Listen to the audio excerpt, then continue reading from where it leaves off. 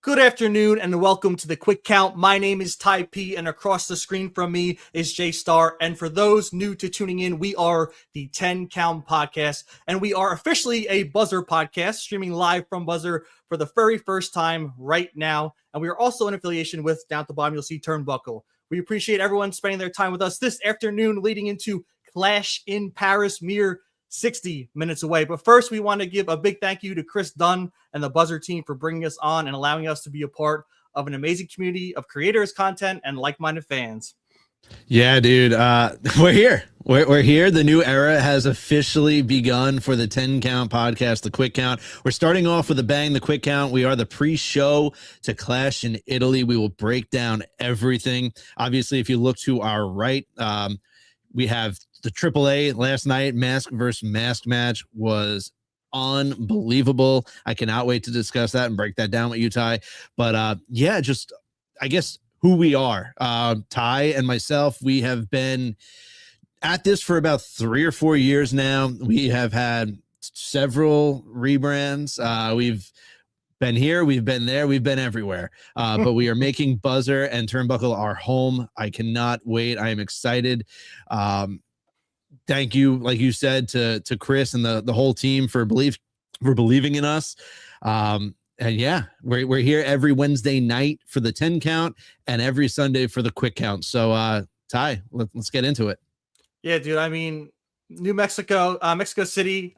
Last night, I can't even get over the card itself. The Noche de los Grandes was spectacular. And if you look at the statistics, it was, when I last checked, it was 1.2 million views on the WWE YouTube page. And then also an almost 350,000 views on the AAA YouTube. That's 1.5 million views. And if you kind of look in the past from their live streams for AAA, it was probably around 200, 300,000 views on the WWE page and between the same and a little less on AAA. So they went over 1 million from what they usually get because the people were excited for the mask versus mask, the eye for eye, tooth for tooth, blood for blood that we were going to have between El Grande Original and El Grande Americano. I mean, it was beautiful. I mean, like I said, the whole card itself, 3 title matches, 3 changes, which was crazy to see, but it was also a lot of fun. And just them to have a whole, I think, 40 minutes from start to end was tremendous, dude. And to start off the match with the guitar shot was, it was a chef's kiss. What were you thinking, dude, when Chad's just holding the guitar in the background, just waiting to bust open El Grande Americano? It was Jeff Jarrett to a T, and the explosion from the guitar just set the mood for the whole match. Just everything about that match was perfection. Every single thing from start to finish, including the buildup, including the storyline. What a amazing storyline that we got out of an unfortunate situation when Chad Gable originally got hurt, right? Like Ludwig Kaiser, the now El Grande Americano, the one and only now, he really dug his teeth into this character and it's really paying off. Just everything. Yeah, go ahead. And if you look too, like even before the event, you had videos of Chad Gable, El Grande Americano Original, pushing through the crowd, right, to get to the arena, bumping into people, pushing people. Then you have El Grande Americano, which Ludwig Kaiser, maybe, who knows? That's the worst kept secret. But, you know, he was embracing the crowd. He was in there loving, walking with them, marching with them. You had the yin and the yang, and it was just the vibes were there. I was pumped up, and it was WrestleMania-esque, like you said when we were texting, big fight feel, and it really was. And it shows that both of them can be main eventers on the main roster because the crowd was crazy for them from the moment, you know, Chad Gable was walking in and getting booed to the thank you Gables at the end of the match. And even on Instagram, Chad Gable posted, you know, the mask is gone, but I feel, you know, more alive than ever, or whatever it was, something like that. I'm kind of paraphrasing it, but the comments of everyone saying, you know, you're welcome back in Mexico. You know, the mask wasn't for you, but you are a luchador. Like the love that he was getting after that masterpiece, that clinic they both put on. I mean, it just shows that the both of them have a very bright future. Yeah, I'm so happy Chad Gable got his flowers from the Mexico City crowd after that match, because when he took that mask off, dude, like, I don't know if the mask was holding in the blood, but he took that mask off and he just started gushing from his head. So I don't know if that mask was helping him at one point, but just having his family in the ring, it was just super emotional, and just saying who he was and why he started with that mask to fight the best luchadors in the world. And it just turned into this amazing story for Chad Gable. And then it took it to a whole nother level, man. There was a lot of anticipation and build up for this match, and it did not disappoint at all. All of the ghosts from OG El Grande Americano's past all coming together to just, dude, the match was just Scorsese-esque. It was so damn good. And now I saw the picture of Gable. He was on a flight. His face was banged up. He said he was on his way to Italy. So I don't know. I don't expect to see him on the show tonight, but man, does Chad Gable deserve a singles push he needs it. Like, he needs to go singles push now. Put a strap on him. I don't know which strap you want to put on him, but just put something on that man. He absolutely deserves it. I feel like I keep thinking of all the people that might deserve Money in the Bank this year. And now he's one of the people on my list of many people that deserve Money in the Bank to maybe sneak out a championship win. But I just give them all the credit in the world. I mean, The Undertaker, Rey Mysterio, the Triple H, the card that was there. It seems like they're kind of ushering in a new era for AAA as well. If you look at all the champions now, Rey Fénix, we have I'm blanking on that third match. It was the War Raiders. Yeah. El Vikingo, Ilio de Vikingo won the Latin American Championship. You have Lola Vice as one half of the mixed tag champions. I mean, you can see that they're kind of doing what they did with TNA now with AAA. And dude, it's got eyes on the product. Like I said, the 1.2 million views on the WWE YouTube just shows that this storyline had everyone clamoring to watch this live. I have a 7-month-old. I don't sleep much anymore. It was late. I was very tired. Even the entrances were getting me a little pumped up, but the moment Chad cracked Ludwig with the guitar, dude, my energy levels shot through the roof, and I was there for that whole match. I mean, I'm glad I stayed up for it. I'm glad I watched it. It makes me want to watch AAA weekly. That was so much fun, and I'm excited for the direction that they're going with. Yeah, and I'm super happy for how much time they were given. I think it was 11:15, and we were like, all right, they're gonna cook with 45 minutes here. Like, they're like, Undertaker's letting them cook and just tell their story. And man, Undertaker is doing something special with AAA. And like you said, man, like 2 nights now for Triple Mania. SmackDown and Raw are also going to be there. Capping it, yeah. Incredible stuff, man. And you just said it, like, you're looking forward to watching AAA now weekly. It's up there with me with NXT, man. It's these shows that are just bringing the best out of every single individual on that show. And listen, man, Clash in Italy has a lot to live up to now. I don't know if anything's going to be able to match up to that mask versus mask match, man. I know, that's a good segue. Let's get into it. Clash in Italy. We are almost 45 minutes away from Clash in Italy. We are very pumped up. I know a lot of you are. The card is spectacular. There are 4 championship matches on this card. Will it be like Noche de los Grandes and have all changes? Probably not. But we can hope for some kind of mayhem on this card. And I know Turnbuckle Gold, which, like I said, we're affiliated with Turnbuckle. They kind of announced the lineup for the show. And we're kind of going to go down the line a little bit, the way it's kind of booked, and go from there with our predictions and what we're going to talk about. So as we all know, the first matchup, the WWE Undisputed Championship between Cody Rhodes and Gunther, is starting off the show free on, I think, ESPN, or is it ESPN? ESPN. I believe it's ESPN. And this one is going to be a shocker, I believe. I loved how this ended off on Friday night. The final promo of SmackDown between the two of them was spectacular. I'm very excited. I know the fans seem to be turning on Cody Rhodes. I have not turned on Cody Rhodes yet, but we've seen this before. We've seen this last year between Cody and Gunther. We've seen Cody go over Gunther. We know Cody has his number at this moment, but Gunther made some promises to AJ Styles, to Goldberg, to John Cena, and he made a promise to Cody Rhodes on Friday that he was going to make him tap out or pass out and take the WWE Championship from him. Justin, how do you feel about this one? So we spoiler, we have done our predictions. Before we knew we were doing this pre-show, we did do this on our previous episode, the 10 count. So we know who we're going with, but this one now, I'm actually a little bit more uncertain. I'm not gonna lie. Like I think our prediction, we're gonna say it is Gunther. Yeah.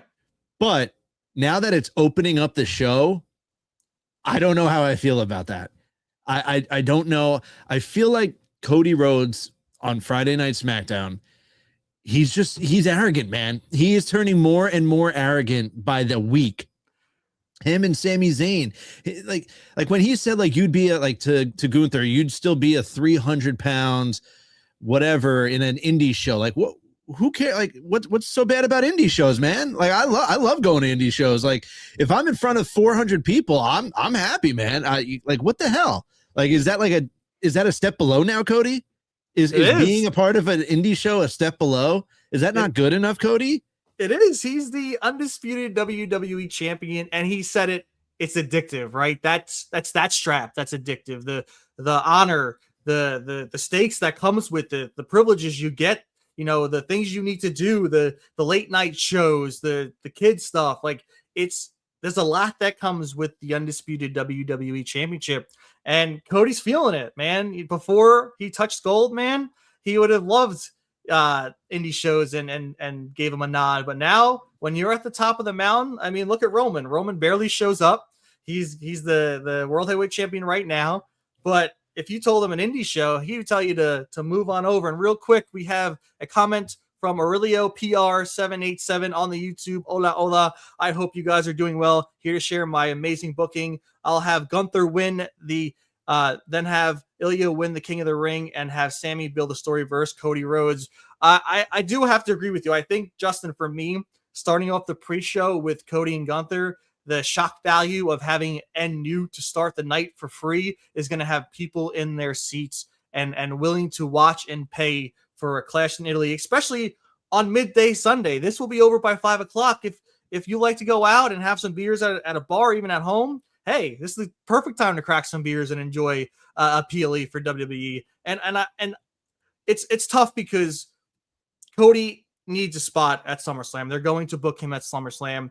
I was saying on Wednesday night on our podcast that, you know, Cody should have some title match, but maybe he doesn't. If Randy Orton maybe comes out and screws him over in this match, if he gets punted again after this match. So I really think the sky's the limit, especially if we have a rogue Randy Orton kind of thrown in to this mix during this title match.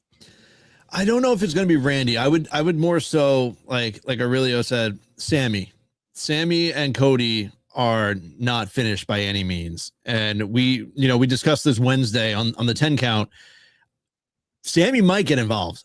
Like if it's Paul Heyman getting Gunther this opportunity, you know, the wise man always has a trick up his sleeve, right? I don't know what that trick is going to be. Also, having someone help Gunther, does that make Gunther look weak? Some would say yes. Some would, argue against it. I don't know. I definitely like what he was saying in the chat with have Sammy build to a story versus Cody, because we said they don't need a title for that rivalry. I just want to see that play out as is. Obviously, Sammy's going the heel route. I would absolutely just bite into that. And then, I'm still going with Gunther, but just seeing that this is opening the show definitely has me squirming a little bit. I do want to bring up Aurelio again. The last time Aurelio was in chat, they were cooking up dream matches and dream scenarios. And again, still this time cooking up dream scenarios. And then now that Gable completed his quest he originally did to be Penta, give him the flowers to Chad and crown him IC champion at SummerSlam. Yeah, that would be full circle moment. You bring him back as himself on Raw to then dethrone Penta the luchador, right? He's learned the way. He's fought in a war in that realm, and now he's coming back to WWE, to Raw, to claim a prize. I agree. Yeah, no, he needs a prize. 1000%. After this whole OG Americano, he's done it all. Like, take the mask off, beat Chad Gable, go win a title, go get a singles push. You absolutely deserve it. 100%. Next up on the list, we got Rhea Ripley and Jade Cargill. And Jade Cargill just came off a huge win against Alexa Bliss this Friday, which I think if they want to push Jade Cargill as kind of the monster to combat Rhea as the heel to her face, I think the perfect way is just to throw top stars at Jade and have her beat them, beat them down and dismantle them. I'm going to go with, we spoke about this on Wednesday. I'm going to go with Rhea Ripley for this. I think she's still going to lead into SummerSlam as the champion. It probably makes the most sense dollar-wise for TKO and WWE. But I would hope that maybe Jade Cargill has a chance. I think it would make sense if they want to make Jade Cargill a monster and a force to be reckoned with and someone to take seriously on the roster, which I think they need. The best way would be to dominate Rhea Ripley and take the championship back. So we'll see what happens, and I'm excited to see how this works out. I think their wrestling their abilities and what their movesets are mesh really well. I think it's going to be a bit violent, and I hope they have a third match eventually where there is a stipulation where they can kind of go rogue and use foreign objects and use tables and whatever they need to. Yeah, no, I'm with you. It's the mommy train doesn't stop here in Italy. The mommy train is going to continue to roll, especially after Friday. The way they made Jade look super strong, just absolutely destroying Alexa Bliss even after the match, and then having Alexa with the ice pack on her face just further solidifies for me that Jade is going to get put down today. It's going to be Rhea. Rhea's going to win this match. It's going to be a fantastic match. Again, I think it might actually outdo their WrestleMania match, which I would love to see. And it's still mommy's time, and there's just nothing else I can say about it. Unless, Charlotte somehow, but like you said, it seems like they might have mended that fence, but it's also Charlotte Flair. So you never really know when you're messing with the queen. So I think after this, it is going to be Charlotte versus Rhea next. And I think we might see that at SummerSlam. See, I disagree with you on Wednesday, but I think it's a possibility where Charlotte gets involved because she's pissed about what happened to Alexa and maybe accidentally cost Rhea Ripley the championship, or maybe not accidentally. I think there is now, after that moment on SmackDown, that maybe there is a possibility where maybe Charlotte doesn't intentionally screw over Rhea Ripley, but maybe accidentally. I mean, listen, it could even be the interference where obviously you'll probably have BFAB and Mishin come out for Jade Cargill. They're going to try to even the score, but that mishap might backfire, hit Rhea. Rhea can still win, but then at the end of the match, you're going to have that tension there. Charlotte saying, I didn't mean to do it. Rhea obviously being a little skeptical. And then that feud just continues. It finally boils over, and then you're leading to versus Rhea at SummerSlam. Yeah. And then next up, we have Brock Lesnar versus Oba Femi, number 2. Justin, lead us off with this one. This one's been interesting, right? We all thought at some point that Brock Lesnar was retired. We thought that, we saw him take the boots off. He took the gloves off. He left him in the middle of that ring at WrestleMania after being defeated by Oba Femi in 5 minutes. There was some theories here and there, like, I guess he's not going to be retired at SummerSlam by Gunther, this and that and the other thing. And then out of nowhere on Monday Night Raw, guess who's back? The retired beast. The retired beast is back. He manhandles Oba Femi. And now it is leading to this rematch here tonight at Clash in Italy. I don't think you bring him back to lose again. I just don't see that happening. I don't know where you go with Brock after that if he just loses twice to Oba. I've said that I think the Oba train does need to derail a little bit. He's on that freight train right now to the Goldberg status. I think I said it on Wednesday. And I don't know if you want that. Because then who's going to beat him? I mean, technically he already lost to Ricky Saints, right? But no one, that's down in NXT. But And Tony I D. think, Don't and Tony forget D, and D. Tony, you're right. I just think Brock needs to win tonight to even up the score, and then I think it would go Oba and Brock. The final match, game 3, winner takes all, and I think Oba is going to want to retire Brock at SummerSlam in Minneapolis, Minnesota. I think I agree with you. And first off, I want to say, like, even watching these packages and the hype videos we have for Brock and Oba 2, I know people are hating that Brock came back out of retirement, but what a moment, dude. No one expected that. No one expected Brock Lesnar just to dismantle Oba Femi during an entrance when he's trying to do an open challenge. And to me, like, thinking back, like, that is an awesome moment because no one expected that. No one, had it in their dirt sheets. No one had it in their newsletters. No one expected this moment to happen and to get this match. And I would love for this match to honestly be a full on match between these two, like we've seen before that Brock's put on, especially with the likes of a Cody and a Daniel Bryan. So I would love for them to actually have a nice match where it's not just one sided, and then somehow Brock does win. There is a whole vision that Paul Heyman has that could get introduced during this match to help a Brock Lesnar. And I agree. I think we should have a third. I think there should be that lead up to SummerSlam where Oba Femi can retire Brock Lesnar. And I think that, is it weird that we're having these, we have a Gunther who's got a career killer, and then maybe have Gunther retire Brock Lesnar? And is it a little weird? Sure, but I like that this new guard is kind of, throwing behind the old guard, right? If you're here, we don't want you here anymore because you're taking our time. So we're going to retire you and send you on your way out. So I don't hate it. I think that it would work very well if there was a third match between the two of them, especially if it's at SummerSlam. Do you think, now this just like pops into my head and I could be totally, do you think that they can go the route that he left his gloves and his boots in the ring at WrestleMania because he was retiring from WrestleMania? Like, do you think that's a route that they can kind of play?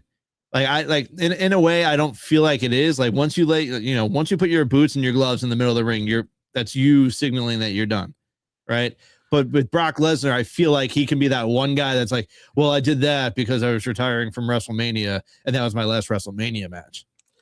I don't know. I don't think so. But also, Brock Lesnar has done Brock Lesnar his whole career. He hasn't, followed by the rule book by any means necessary. So they can really spin it however they want Brock Lesnar to spin it, and it will probably work. Does it work in the eyes of a normal wrestler? No. I think that moment is kind of sacred. We watched AJ Styles pause when he did that to do it on Monday night to kind of, well, he didn't because he said, you never know.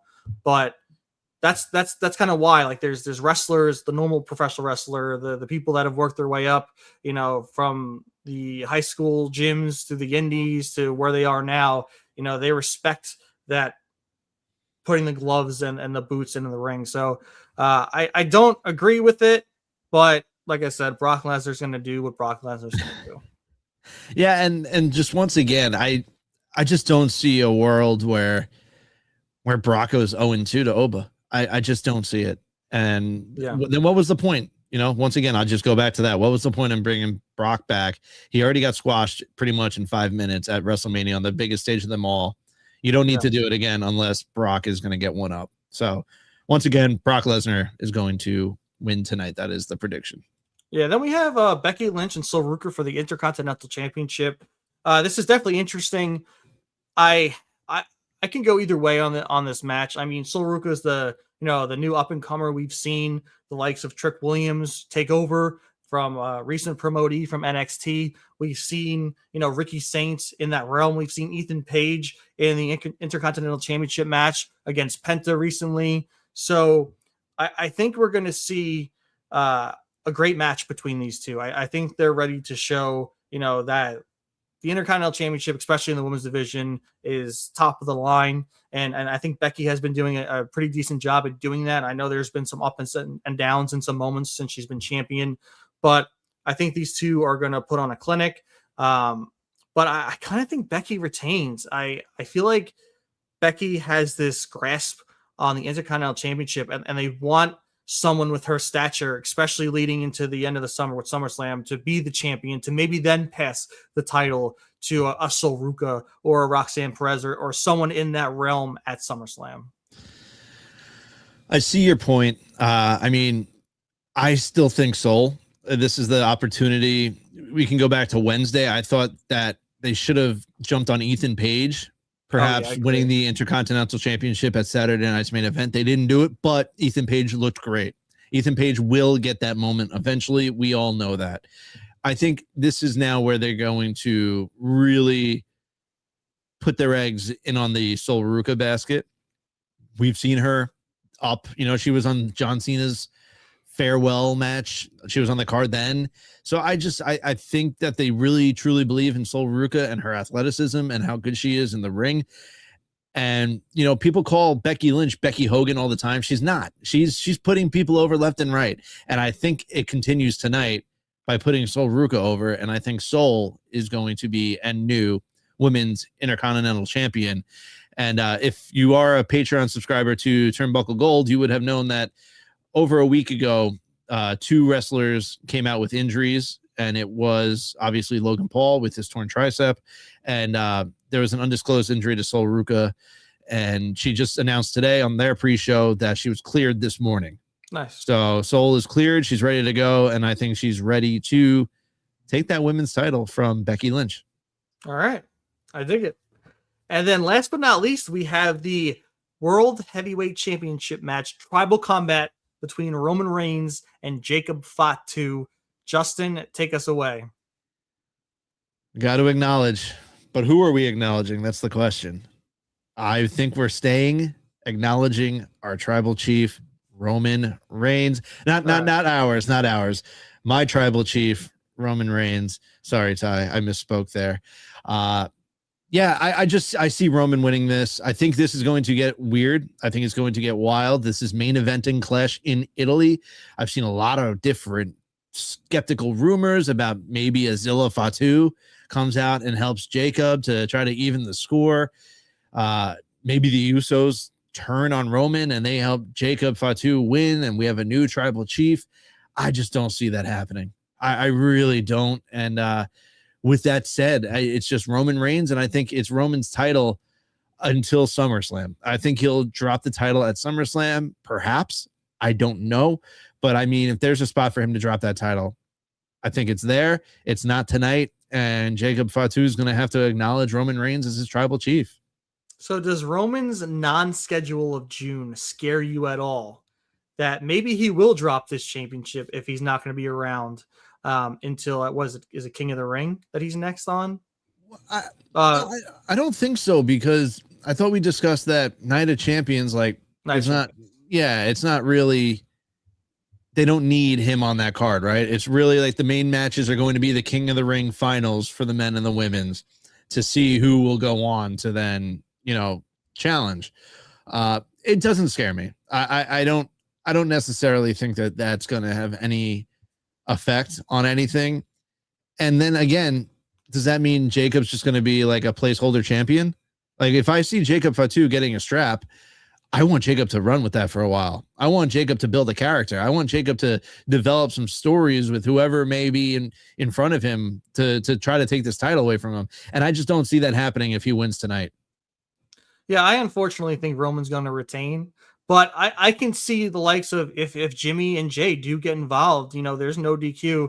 I can see LA Knight coming out to help Jacob Fatu. You've seen LA Knight kind of say, Jimmy, like, what the hell's going on? And we saw the rift between the two of them a little bit on Monday when LA Knight called Jimmy Uso out. And he's like, if Jay was here, he probably would have socked me already by talking like this. So I'm definitely interested about the ramifications of what happens during this match.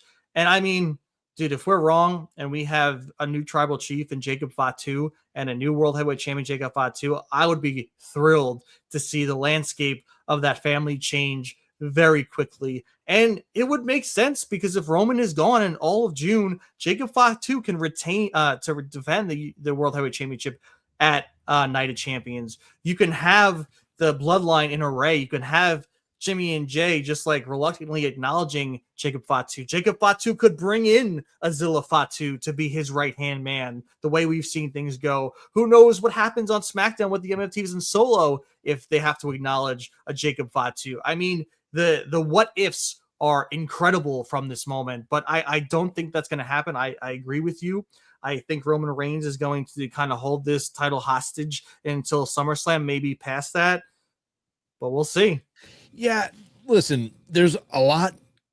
There's more exciting stories to tell if Jacob Fatu dethrones Roman Reigns tonight in Italy.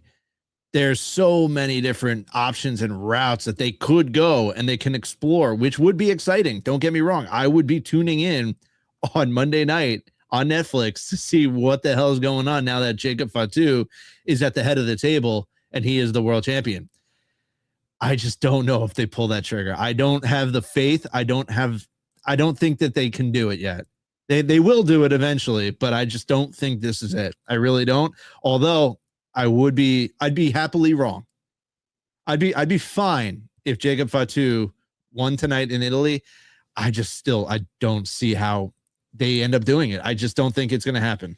Or at the end of the night when Jacob Fatu wins, he can say, like his, I don't know where Rikishi is to him, his uncle, I did it for The Rock. And then he can hand the title and the Ulafala to my tribal chief right up there. You see a line of them, Dwayne The Rock Johnson. That would be my what if scenario that I would love to see happen. Obviously that's not going to happen. I can dream, right? I can have that in my WWE 2K26 storyline or whatever I want to make. But yeah, I'm excited for this match. I think they're going to tear the house down.